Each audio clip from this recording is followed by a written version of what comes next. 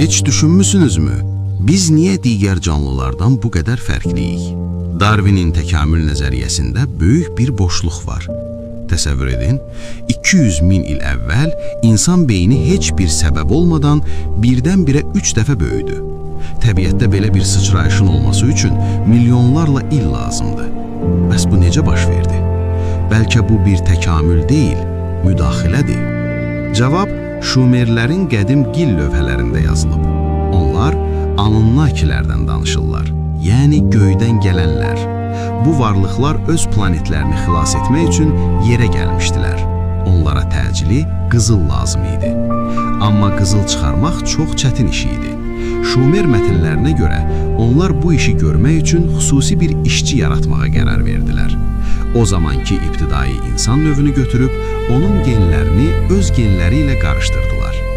Yəni biz əslində qızıl mədənlərində işləmək üçün yaradılmış bioloji robotlarıq. Bu bizim niyə qızıla bu qədər alıda olduğumuzu və niyə heyvanlarda olmayan genetik xəstəliklərimizi izah edir. Sizcə biz həqiqətən yad planetli bir təcrübənin nəticəsiyik, yoxsa bu sadəcə qədim bir əfsanədir?